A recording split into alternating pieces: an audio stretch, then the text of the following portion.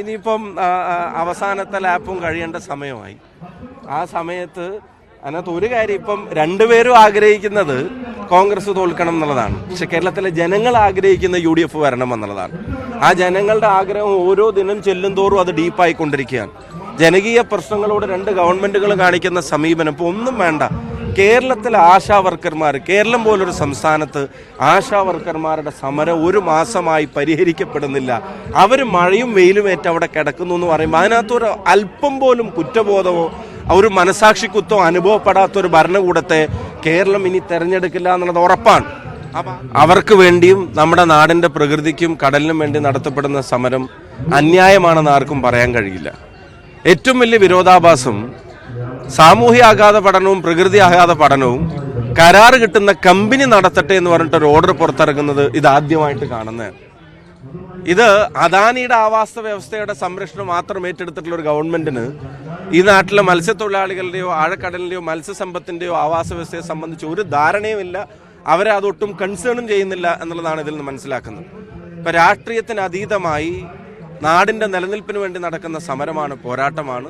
പ്രകൃതി ആഘാത പഠനം നടത്താതെ ഇതിന്റെ ആഘാതത്തെ സംബന്ധിച്ചും മത്സ്യത്തൊഴിലാളികളെയും മത്സ്യസമ്പത്തിനെയൊക്കെ എത്തരത്തിൽ ബാധിക്കുമെന്നുള്ളത് പഠിക്കാതെ അത് നിർമ്മാണം നടത്തുന്ന ഖനനം നടത്തുന്ന കമ്പനി പഠിക്കട്ടെ എന്ന് പറയുന്ന വിരോധാഭാസത്തിന് ആദ്യം ഒരു ഉത്തരം പറയണം.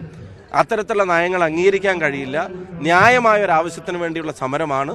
ഈ ശബ്ദം പാർലമെന്റിനകത്തും പുറത്തും ഞങ്ങൾ മുഴക്കിയിരിക്കും. നിർമ്മല സീതാരാമനുള്ള കൂടിക്കാഴ്ച ട്രംപ് മോദി കൂടിക്കാഴ്ച പോലെ ആവരുത് എന്നവർ. അപ്പോൾ താങ്കളുടെ അഭിപ്രായം എന്താണ്? ഇതൊരു PR എക്സൈസ് ആണോ? അത് ഇനിയിപ്പം അവസാനത്തെ ലാപ്പും കഴിയേണ്ട സമയമായി.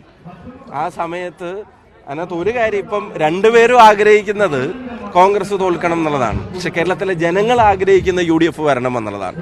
ആ ജനങ്ങളുടെ ആഗ്രഹം ഓരോ ദിനം ചെല്ലും തോറും അത് ഡീപ്പായിക്കൊണ്ടിരിക്കുകയാണ്. ജനകീയ പ്രശ്നങ്ങളോട് രണ്ട് ഗവൺമെന്റുകളും കാണിക്കുന്ന സമീപനം ഇപ്പോൾ ഒന്നും വേണ്ട. കേരളത്തിലെ ആശാ വർക്കർമാർ, കേരളം പോലൊരു സംസ്ഥാനത്ത് ആശാ വർക്കർമാരുടെ സമരം ഒരു മാസമായി പരിഹരിക്കപ്പെടുന്നില്ല. അവർ മഴയും വെയിലും ഏറ്റ് അവിടെ കിടക്കുന്നു എന്ന് പറയുമ്പോൾ അതിനകത്തൊരു അല്പം പോലും കുറ്റബോധമോ ഒരു മനസാക്ഷിക്കുത്തോ അനുഭവപ്പെടാത്തൊരു ഭരണകൂടത്തെ കേരളം ഇനി തെരഞ്ഞെടുക്കില്ല എന്നുള്ളത് ഉറപ്പാണ്.